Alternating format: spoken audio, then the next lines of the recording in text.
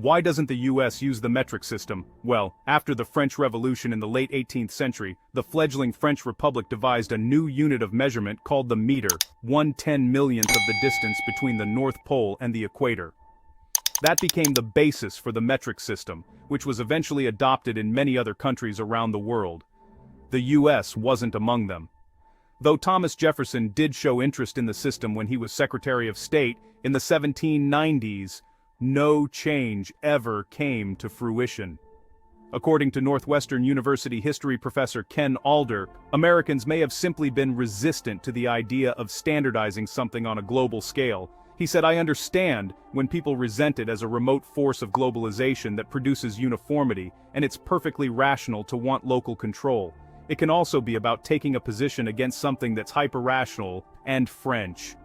Furthermore, Britain's Industrial Revolution began to take hold in the US during the 1800s, and most manufacturers were calibrating machinery and measuring products using inches, pounds, and all the other familiar units of Britain's imperial system.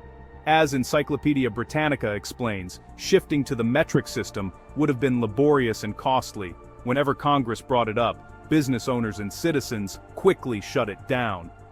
2 centuries later, those same issues continue to keep the US from committing to the metric system. That's not to say we haven't tried. In 1975, Congress passed the Metric Conversion Act, which encouraged businesses to transition to metric units of measurement.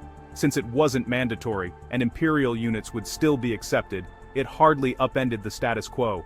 Later that decade, President Jimmy Carter spearheaded a campaign to swap miles for kilometers on road signage. But that didn't stick either. Alder pointed out that France was probably only able to implement a whole new system because the country was in a state of complete upheaval at the time, and many other old processes were changing too. Britain was also undergoing a large-scale political renovation when it finally switched to the metric system in the 1970s. Because the US government has been relatively static since the formation of the Constitution, we haven't had a similar opportunity.